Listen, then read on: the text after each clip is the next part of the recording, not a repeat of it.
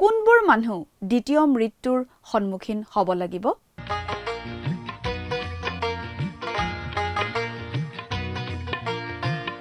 আজিৰে পবিত্ৰ ক্ষণতে উজলি উঠা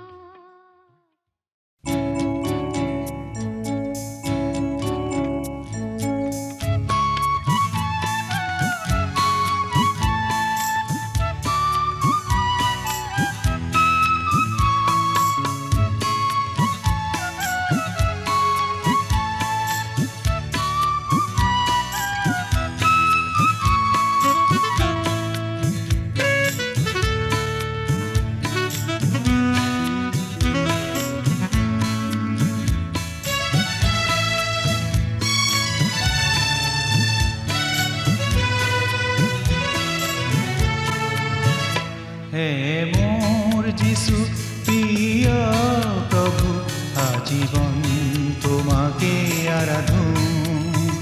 তোমাৰ কাষত হৃদয় সদায় মধুৰতাৰে পূৰ হয়। হে মোৰ যিশু প্ৰিয় প্ৰভু, আজীবন তোমাকে আৰাধো। তোমাৰ কাষত হৃদয় সদায় মধুৰতাৰে পূৰ হয়।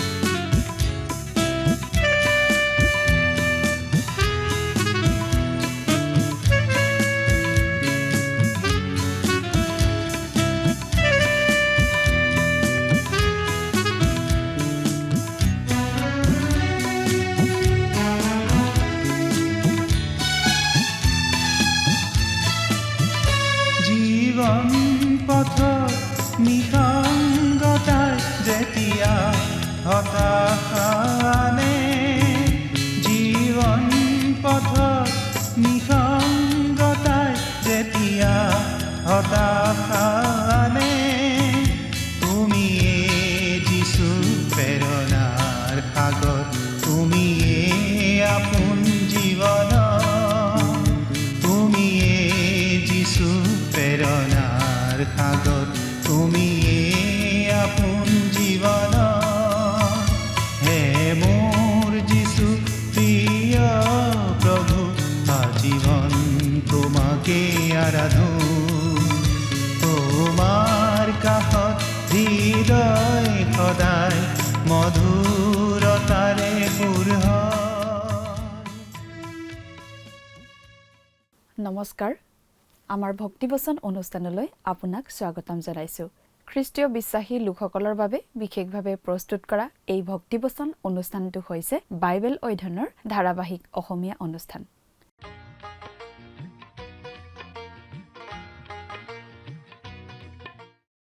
প্ৰিয় দৰ্শক, আপুনি যদি আমাৰ আগৰ অনুষ্ঠানটো শুনিছিল তেনেহলে আপোনাৰ নিশ্চয় মনত আছে যে আমি এতিয়া বাইবেলৰ নতুন নিয়ম খণ্ডৰ প্ৰকাশিত বাক্য নামৰ পুস্তকখন অধ্যয়ন কৰি আছো। আৰু যোৱা অনুষ্ঠানত আমি এই প্ৰকাশিত বাক্য পুস্তকৰ 20 নম্বৰ অধ্যায়ৰ 4 নম্বৰ পদৰ পৰা 9 নম্বৰ পদলৈকে পঢ়ি তাৰ ভিত্তিত আগবঢ়োৱা আলোচনা শুনিবলৈ পালো। আজিৰ অনুষ্ঠানত আমি এই প্ৰকাশিত বাক্য পুস্তকখনৰ 20 নম্বৰ অধ্যায়ৰ 10 নম্বৰ পদৰ পৰা 15 নম্বৰ পদলৈকে পঢ়ি তাৰ ভিত্তিত আগবঢ়োৱা আলোচনা শুনিবলৈ পাম। 20 নম্বৰ অধ্যায়ত আমি খ্ৰীষ্ট, শয়তান, মানুহ, ক্লেশৰ মাজেৰে পাৰ হৈ অহা সাধুসকল, পুনৰুত্থান, পৃথিৱী আৰু মহান বগা সিংহাসনৰ সৈতে সম্পৰ্কিত খ্ৰীষ্টৰ 1000 বছৰীয়া শাসনকালৰ সৈতে সন্মুখীন হওঁ। আৰম্ভণিতে জোখনে দেখিবলৈ পালে স্বৰ্গৰ এক দূতে শয়তানক শিকলিৰে বান্ধিলে। অগাধ ঠাইৰ দুৱাৰ মুকলি কৰা হল আৰু শয়তানক তাত বন্দী কৰি থোৱা হল 1000 বছৰ পৰ্যন্ত, যাতে সি আৰু জাতিবোৰক ভুলাব নোৱাৰে। যিসকলে খ্ৰীষ্টাৰীক সেৱা উপাসনা নকৰিলে আৰু কপালত বা হাতত তাৰ চিহ্ন ললে, তেওঁলোকে পুনৰ জি উঠি খ্ৰীষ্টৰ লগত 1000 বছৰ ৰাজত্ব কৰিলে। এইটোৱে হ'ব প্ৰথম পুনৰুত্থান। তেওঁলোকৰ ওপৰত দ্বিতীয় মৃত্যুৰ কোনো অধিকাৰ নাই। 1000 বছৰীয়া শাসনৰ অন্তত শয়তানক কিছুদিনৰ বাবে আকৌ মুকলি কৰি দিয়া হ'ব আৰু শয়তানে মানুহবোৰক লগত লৈ ঈশ্বৰৰ বিৰুদ্ধে বিদ্ৰোহ কৰিব। এয়া হ'ব শয়তান আৰু মানুহৰ ঈশ্বৰৰ বিৰুদ্ধে শেষ বিদ্ৰোহ। মানুহৰ হৃদয় কিমান ভয়ংকৰ সেই কথা ভালদৰে প্ৰকাশিত হ'ব। শয়তানক অগ্নিময় নৰকত পেলাই দিয়া হ'ব। এই কথাটো আজিকালি বহুতে নাকচ কৰিব খোজে, কিন্তু মানুহ আৰু ঈশ্বৰৰ শত্ৰুক অৱশেষত স্থায়ী ন্যায় বিচাৰৰ আগলৈ আনি এনেদৰে শাস্তি দিয়া হ'ব বুলি জানি ঈশ্বৰৰ সন্তানসকলে সকাহ পোৱা উচিত। ইয়াত মানুহৰ কৌতূহল বা চেডিষ্টিক ৰুচি পূৰণ কৰিব পৰা একো নাই। গভীৰ সত্যটো শ্ৰদ্ধাপূৰ্ণ সংকোচৰ ভাৱেৰে উল্লেখ কৰা হৈছে, যিটো আচলতে অতি ভয়ংকৰ। মানুহে যদি এইখিনি লিখিলেহেঁতেন, ইমানখিনিকৈ কৈ সামৰণি মাৰি থব নোৱাৰিলেহেঁতেন। শয়তান আজি নৰকত নাই। তেওঁৱে এই পৃথিৱীখনক বহু পৰিমাণে এতিয়াও প্ৰভাৱিত কৰে। অৱশ্যে ঈশ্বৰে তেওঁক সীমিত কৰি ৰাখিছে। মহাক্লেশৰ সময়ছোৱাত তেওঁক অধিক নিয়ন্ত্ৰণ দিয়া হ'ব। খ্ৰীষ্টাৰী আৰু ভুৱা ভাৱবাদীক শয়তানতকৈ 1000 বছৰ আগতেই নৰকত পেলোৱা হ'ব। প্ৰিয় দৰ্শক, কথাবোৰ অধিক বহলাই চাবলৈ আহকচোন। এতিয়া আমি মূল আলোচনাটোৰ মাজলৈ আগবাঢ়ি যাওঁ। প্ৰিয় শ্ৰোতা, আমি ভালেমান দিন ধৰি বাইবেলৰ একেবাৰে শেষৰখন পুস্তক অৰ্থাৎ জোহনৰ প্ৰতি প্ৰকাশিত বাক্য নামৰ পুস্তকখন অধ্যয়ন কৰি আছোঁ, নহয়নে বাৰু? আশা কৰোঁ আপুনি আমাৰ এই অনুষ্ঠান নিয়মিতভাৱে শুনি আছে। যোৱা অনুষ্ঠানত আমি এই প্ৰকাশিত বাক্য পুস্তকৰ 20 নম্বৰ অধ্যায়ৰ 9 নম্বৰ পদলৈকে পঢ়ি আমাৰ আলোচনা আগবঢ়াইছিলোঁ।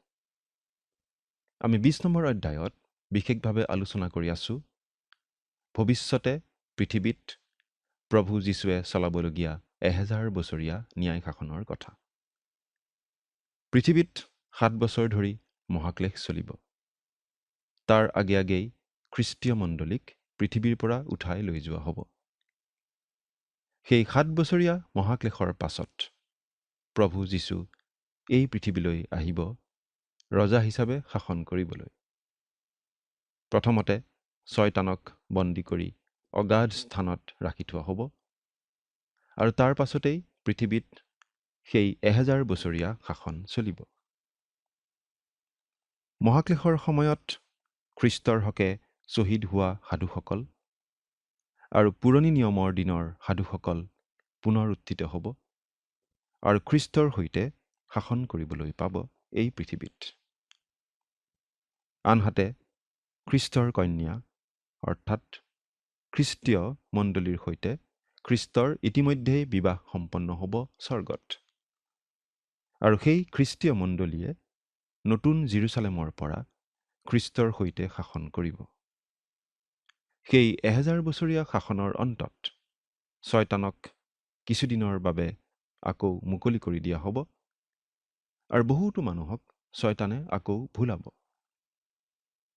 শয়তানৰ লগ লোৱা সেই মানুহবোৰে ঈশ্বৰলৈ পিঠি দিব, আৰু শয়তানৰ লগতে সেই বিদ্ৰোহী মানুহবোৰে ঈশ্বৰৰ পৰা দণ্ড ভোগ কৰিব লাগিব অনন্তকালৰ বাবে নৰকত।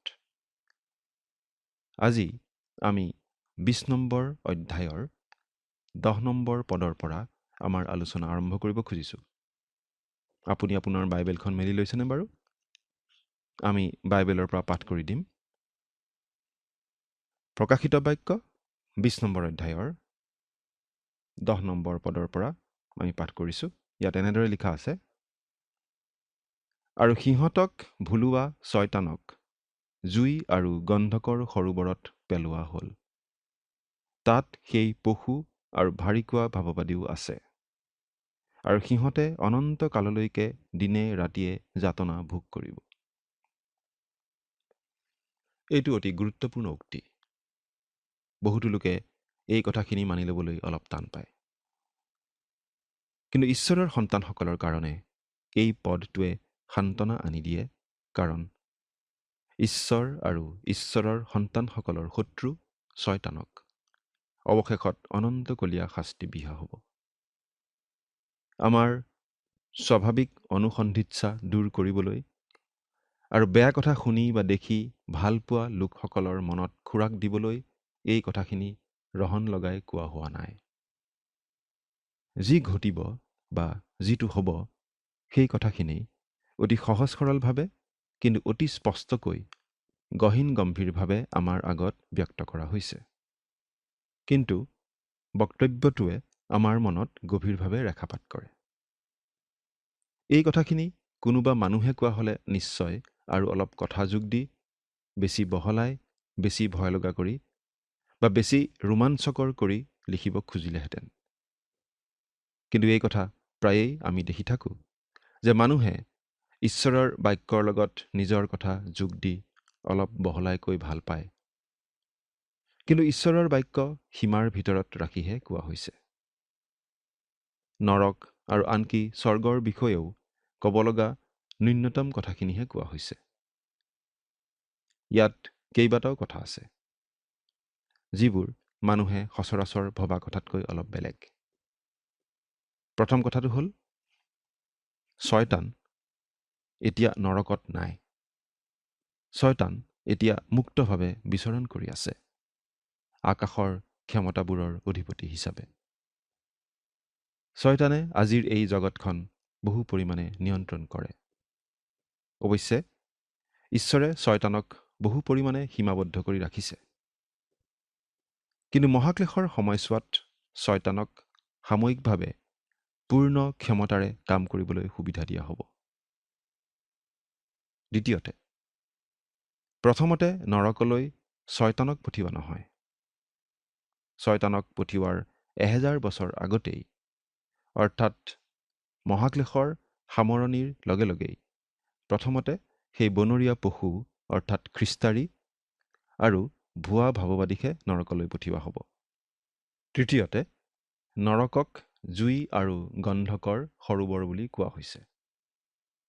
প্ৰথমতে প্ৰভু যীশুৱেই নৰকৰ বিষয়ে এনে গহীন বৰ্ণনা দিছিল। আমি বাইবেলত যদি পঢ়ি চাওঁ, লুকে লিখা শুভবাৰ্তা, মথিয়ে লিখা শুভবাৰ্তা, আমি অলপ ভালদৰে পঢ়িলে বুজি পাওঁ যে প্ৰভু যীশুৱে নৰকৰ বিষয়ে এনে ভয় লগা বৰ্ণনা দি গৈছে। নৰক যদি জুইৰ সৰোবৰ হয়, তেন্তে নৰকক বাহিৰৰ অন্ধকাৰ বুলি কিয় কোৱা হৈছে? আমি ভাবোঁ নৰকক বুজাবলৈ শ্ৰেষ্ঠ চিন হৈছে জুই। মানুহে আত্মাত কৰা পাপৰ শাস্তি শৰীৰত কেনেকৈ পাব পাৰে? আমি বাহিৰৰ অন্ধকাৰ আৰু অগাধ ঠাই মানে ঈশ্বৰৰ পৰা চিৰদিনৰ বাবে বিচ্ছিন্ন হোৱা অৱস্থা বুলি বুজি পাওঁ। আৰু সেই অৱস্থাৰ পৰা উভতি চাই মানুহে অবাবতেই নষ্ট কৰা জীৱনৰ কথা ভাবি হিয়া ঢাকুৰি ঢাকুৰি কান্দিব লাগিব। এজন মানুহ যদি নৰকলৈ যায় আৰু সেই নৰকতেই নিজৰ পুতেকক লগ পায় আৰু সেই পুতেকে যদি তেওঁক কয়, দেউতা, ময়ো আপোনাৰ পিছে পিছে ইয়ালৈ আহিলোঁ, আপোনাৰ নিচিনা কাম কৰি কৰি ময়ো ইয়াত আহিলোঁ, তেতিয়া মানুহজনৰ অন্তৰত বাৰু কেনেকুৱা অনুভৱ হ'ব? সেই তীব্ৰ অন্তৰ্জ্বালা বুজাবলৈ জুইতকৈ বেছি উপযুক্ত চিন কিবা জানো থাকিব পাৰে? এইটো অতি গভীৰভাৱে চিন্তা কৰি চাবলগীয়া কথা। এজন মানুহে বিল এণ্ডাৰছন নামৰ বাইবেল পণ্ডিত এজনক এনেদৰে সুধিছিল, যদি আমি তালৈ গৈ দেখোঁ যে এই কথাবোৰ মিছা, তেতিয়া বিল এণ্ডাৰছনে এনেদৰে উত্তৰ দিছিল, নৰকৰ কথা যদি মিছা বুলি আমি গম পাওঁ, তেতিয়া মই আপোনাক ক'ম যে মই দুখিত যে মই প্ৰভু যীশুৰ কথাখিনি ভালদৰে বুজি পোৱা নাছিলোঁ। কিন্তু যদিহে এই কথাখিনি সঁচা হয়, তেতিয়া আপুনি কি কৰিব?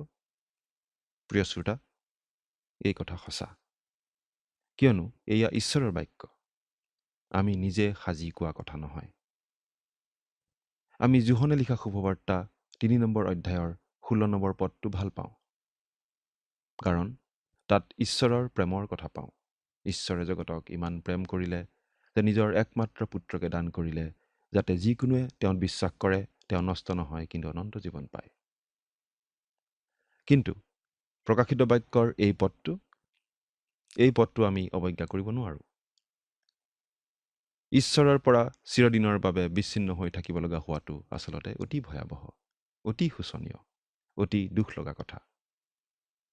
কেৱল জুইৰ কথাৰে গোটেই অৱস্থাটো বুজাব নোৱাৰি। কিন্তু আমি কথাখিনিৰ গুৰুত্ব ওলাই কৰিবও নোৱাৰোঁ। প্ৰকৃত অৱস্থাটো বুজাবলৈ আচলতে মানুহৰ ভাষাৰ অভাৱ, শব্দৰ অভাৱ। প্ৰিয় শ্ৰোতা, নৰক এখন অতি ভয় লগা ঠাই। সেই ঠাই অনবৰতে যন্ত্ৰণা পাই থকাৰ ঠাই। আৰু এয়া ঈশ্বৰৰ বাক্যৰ কথা। আমি ওলাই কৰিব নোৱাৰোঁ, আমি অৱহেলা কৰিব নোৱাৰোঁ। এতিয়া আমি 11 নম্বৰ পদটো পাঠ কৰি দিম। পাছে এখন ডাঙৰ বগা সিংহাসন আৰু তাৰ ওপৰত বহি থকা জনাক দেখিলোঁ। তেওঁৰ সন্মুখৰ পৰা পৃথিৱী আৰু আকাশমণ্ডল পলাই গ'ল। সেইবোৰৰ নিমিত্তে ঠাই আৰু পোৱা নগ'ল। বগা সিংহাসনৰ কথাটোক লৈও মানুহৰ মাজত ভুল ধাৰণা আছে। সকলো যুগৰ হেৰাই থকা লোকসকলক পুনৰুত্থিত কৰি এই বগা সিংহাসনত বহি প্ৰভু যীশুৱে বিচাৰ কৰিব। পৰিত্ৰাণ পোৱা লোকসকল ইয়াৰ আগতেই প্ৰথম পুনৰুত্থানৰ সময়ত পুনৰুত্থিত হ'ব। আনকি মহাক্লেশৰ সময়ৰ শ্বহীদসকলকো প্ৰথম পুনৰুত্থানৰ সময়তেই পুনৰুত্থিত কৰা হ'ব। কিন্তু ইয়াত কোৱা হৈছে দ্বিতীয় পুনৰুত্থানৰ কথা, আৰু এই দ্বিতীয় পুনৰুত্থানত পৰিত্ৰাণ গ্ৰহণ নকৰা হেৰাই থকা লোকসকলক পুনৰুত্থিত কৰি তেওঁলোকৰ সুধবিচাৰ কৰা হ'ব। এজন মানুহে মৰণ শয্যাত পৰি থাকোঁতে এজন বাইবেল পণ্ডিতক এনেদৰে কৈছিল, মহাশয়, মোক ভৱিষ্যতৰ বিষয়ে নক'ব। মই মোৰ কাম কাজবোৰৰ পৰা ঈশ্বৰৰ পৰা ন্যায় বিচাৰ আশা কৰিব পাৰোঁ। ঈশ্বৰ নিশ্চয় ন্যায়বান আৰু তেওঁ মোৰ কৰ্মৰ উচিত বিচাৰ নিশ্চয় কৰিব। মই নিশ্চয় উচিত বিচাৰ পাম। তেওঁৰ সেই কথা শুনি সেই পণ্ডিতজনে ক'লে, এৰা, আপুনি ঠিকেই কৈছে। ঈশ্বৰ ধাৰ্মিক আৰু ন্যায়বান। তেওঁ আপোনাৰ কৰ্মৰ ন্যায় বিচাৰ নিশ্চয় কৰিব। তেওঁ ঠিক সেই বুলিয়েই কৈ থৈছে। কিন্তু মই আপোনাক জনাব খুজিছোঁ যে সেই সুধ বিচাৰত কোনো লোকে পৰিত্ৰাণ নাপায়। কাৰণ মানুহে নিজৰ কৰ্মৰ যোগেদি পৰিত্ৰাণ পাব নোৱাৰে। যেতিয়া আপুনি সম্পূৰ্ণ পবিত্ৰ, সম্পূৰ্ণ ধাৰ্মিক ঈশ্বৰৰ আগত থিয় দিব, তেতিয়া আপোনাৰ সকলো কৰ্ম অতি সাধাৰণ, অতি নগণ্য যেন হ'ব, আৰু সেই কৰ্মই আপোনাক উদ্ধাৰ কৰিবলৈ কেতিয়াও সমৰ্থ হ'ব নোৱাৰে। প্ৰিয় শ্ৰোতা, আমি মনত ৰখা উচিত, আমি আমাৰ নিজৰ সৎকৰ্ম, আমাৰ নিজৰ ধাৰ্মিকতা, এইবোৰক লৈ কেতিয়াও গৌৰৱ কৰিব নোৱাৰোঁ। আমাৰ নিজৰ ধাৰ্মিকতা ঈশ্বৰৰ দৃষ্টিত লেতেৰা ফটা কাপোৰৰ নিচিনা, চুৱা কাপোৰৰ নিচিনা। আমাৰ নিজৰ ধাৰ্মিকতাৰে আমি কেতিয়াও পৰিত্ৰাণ লাভ কৰিব নোৱাৰোঁ।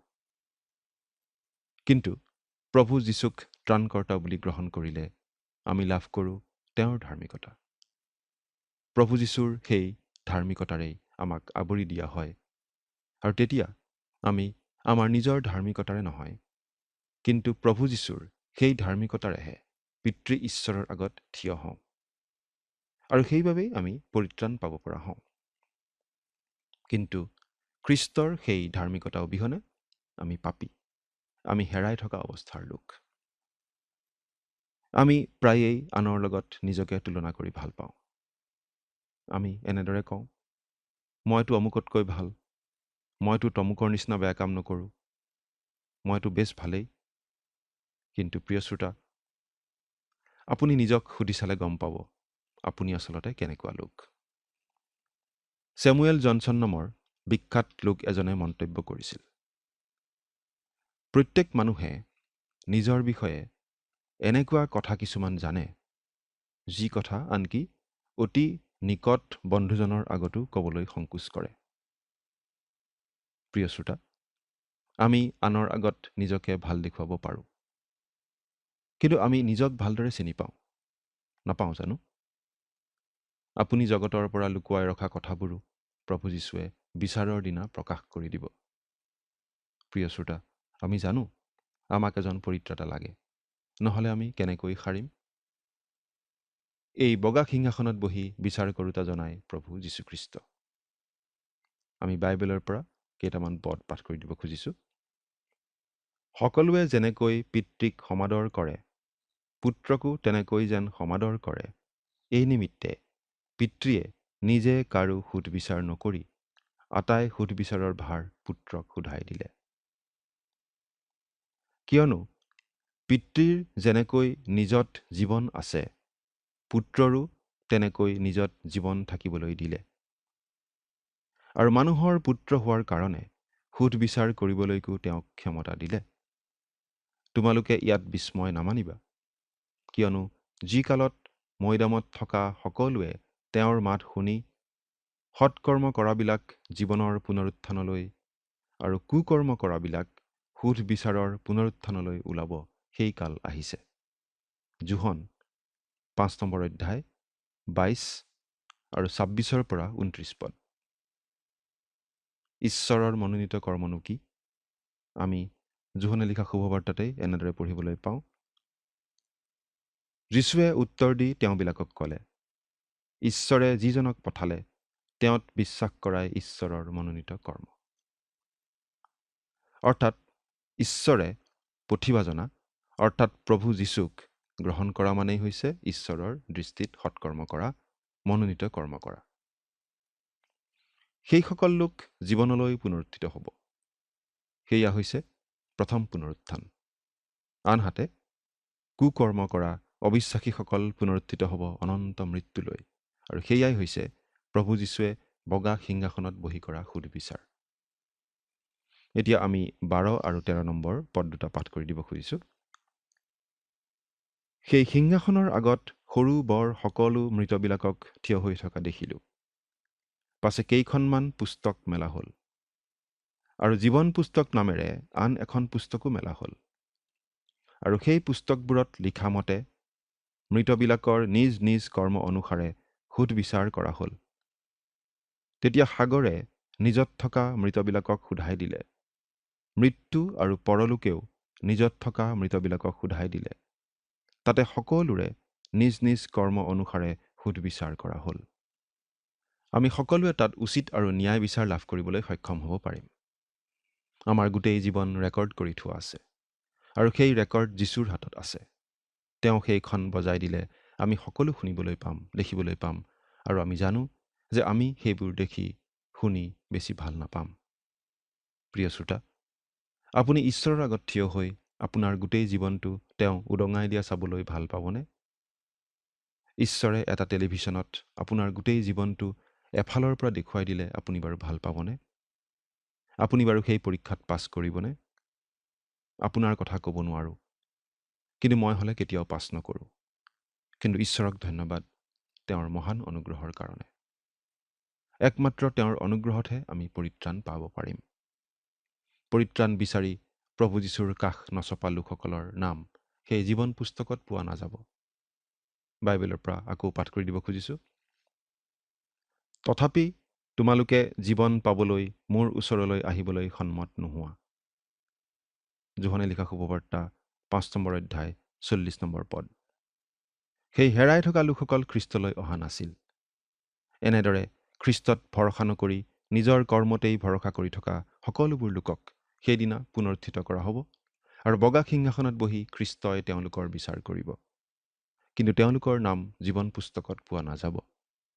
তেওঁলোকে তেওঁলোকৰ কৰ্ম অনুসাৰে ন্যায় বিচাৰ আশা কৰিব, কিন্তু তেওঁলোকৰ কৰ্মই তেওঁলোকক পৰিত্ৰাণ দিব নোৱাৰিব, কাৰণ মানুহৰ কৰ্মই মানুহক ঈশ্বৰৰ দৃষ্টিত কেতিয়াও সম্পূৰ্ণ ধাৰ্মিক বুলি পৰিগণিত কৰিব নোৱাৰে। এতিয়া 14 আৰু 15 নম্বৰ পদ দুটা পঢ়ি দিছোঁ। পাছে মৃত্যু আৰু পৰলোকক সেই অগ্নিৰ সৰোবৰত পেলোৱা হ'ল। সেয়েই অৰ্থাৎ অগ্নিৰ সৰোবৰেই দ্বিতীয় মৃত্যু। আৰু জীৱন পুস্তকত যিকোনোৰ নাম পোৱা নগ'ল, তাক সেই অগ্নিৰ সৰোবৰত পেলোৱা হ'ল। এয়েই হ'ল মানুহৰ শেষ শত্ৰু, মৃত্যুৰ অৱসান। মানুহৰ আৰু মৃত্যুৰ ভয় নাথাকিব। পাচনি পৌলে এনেদৰে কৈছিল, শেষ শত্ৰু যে মৃত্যু, তাকো লোপ কৰা হ'ব। হে মৃত্যু, তোমাৰ জয় ক'ত? হে মৃত্যু, তোমাৰ হুল ক'ত? 1 কৰিন্থিয়া 15 নম্বৰ অধ্যায়ৰ 26 আৰু 55 নম্বৰ পদ। বগা সিংহাসনৰ বিচাৰৰ পাছত জীৱন পুস্তকত নাম নথকা সকলো লোককেই অৰ্থাৎ পৰিত্ৰাণ লাভ নকৰা সকলো লোককেই সেই অগ্নিৰ সৰোবৰত পেলাই দিয়া হ'ব। সেইটো হ'ব দ্বিতীয় মৃত্যু, অৰ্থাৎ ঈশ্বৰৰ পৰা চিৰদিনৰ কাৰণে বিচ্ছিন্ন হৈ থকা অৱস্থা। এই নৰক ঈশ্বৰে আচলতে মানুহৰ কাৰণে সৃষ্টি কৰা নাছিল। সৃষ্টি কৰিছিল শয়তান আৰু লগৰীয়া দূতবোৰৰ কাৰণেহে। কিন্তু ঈশ্বৰৰ প্ৰতি অবাধ্য হৈ মানুহে সেই ঠাই নিজেই বাছি ল'ব। প্ৰিয় শ্ৰোতা, নৰকৰ বাবে আমি ঈশ্বৰক দোষ দিব নোৱাৰোঁ, কাৰণ নৰকত যাবলৈ তেওঁ কাকো বাধ্য নকৰে, বৰং তাৰ পৰা ৰক্ষা পোৱাৰ উপায়হে তেওঁ দি থৈছে। প্ৰভু যীশুক ত্ৰাণকৰ্তা বুলি গ্ৰহণ কৰি আমি এই জীৱনতে পৰিত্ৰাণৰ নিশ্চয়তা লাভ কৰিব পাৰোঁ। সেই নিশ্চয়তা আপুনি লাভ কৰিছেনে বাৰু? চিন্তা কৰি চাওকচোন। ঈশ্বৰে আপোনাক আশীৰ্বাদ কৰক। আমেন।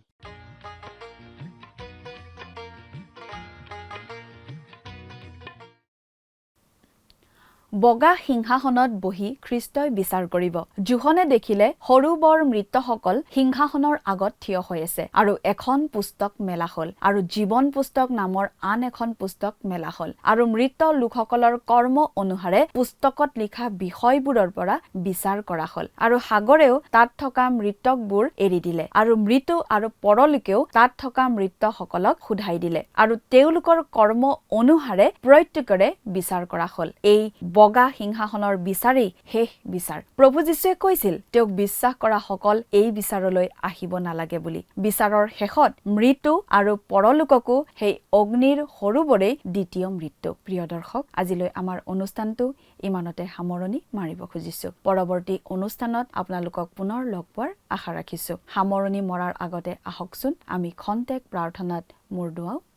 স্বৰ্গত থকা অতি মৰমীয়াল দয়ালু পিতৃ ঈশ্বৰ, প্ৰভু তোমাক ধন্যবাদ দিছো। তুমি গৌৰৱ, তুমি প্ৰশংসা মৰ্যাদাবান পোৱা যোগ্য পিতৃ ঈশ্বৰ যি হোৱা হয়। দয়ালু মৰমীয়াল পিতৃ ঈশ্বৰ, এই সময়তে প্ৰাৰ্থনা কৰিছো প্ৰতিজন দৰ্শকসকলৰ বাবে। প্ৰভু, তুমি তেওঁলোকক তোমাৰ বাক্য বুজি পোৱাত সহায় কৰা, আৰু এই বাক্য অধ্যয়নৰ যোগেদি প্ৰভু তেওঁলোকে যদি নিজৰ জীৱনত কিবা প্ৰভু সিদ্ধান্তসমূহ লৈছে, সেই সিদ্ধান্তত প্ৰভু উপনীত হ'বলৈ তুমি সহায় কৰা, যাতে প্ৰভু তেওঁলোকে বিশ্বাসেৰে নিজৰ জীৱনটো আগবঢ়াই লৈ যাব পাৰিব। তেনে প্ৰভু তুমি আশীৰ্বাদ কৰা। এই সকলো যাচনা মহান ত্ৰাণকৰ্তা প্ৰভু যীশুখ্ৰীষ্টৰ নামত অৰ্পণ কৰিছো।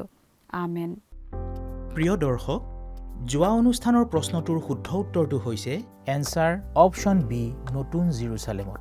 আজিৰ অনুষ্ঠানৰ ওপৰত আধাৰিত প্ৰশ্নটো হৈছে বনৰীয়া পশু অৰ্থাৎ খ্ৰীষ্টাৰীৰ লগত আৰু কাক নৰকলৈ পঠোৱাৰ কথা কোৱা হৈছে? অপশ্যন এ অবিশ্বাসীসকলক, অপশ্যন বি পৰজাতিসকলক, অপশ্যন চি ভুৱা ভাৱবাদীসকলক, অপশ্যন ডি যিহুদীসকলক। প্ৰিয় দৰ্শক, আজিৰ প্ৰশ্নৰ সঠিক উত্তৰটো আজি সন্ধিয়া 6 বজাৰ আগেয়ে আপোনাৰ নাম আৰু সম্পূৰ্ণ ঠিকনাৰে সৈতে আমালৈ 7429840242 নম্বৰত SMS নাইবা হোৱাটছআপ যোগে প্ৰেৰণ কৰক। প্ৰিয় দৰ্শক, আপুনি যদি আমাৰ এই অনুষ্ঠানৰ যোগেদি আশীৰ্বাদপ্ৰাপ্ত হৈছে আৰু আমাৰ লগত কথা পাতিবলৈ বিচাৰিছে বা আপোনাক প্ৰাৰ্থনাৰ সহায়ো পৰামৰ্শ লাগে, তেন্তে আমালৈ 7429840242 এই নম্বৰত পোনপটীয়াকৈ ফোন কৰিব পাৰিব। ধন্যবাদ।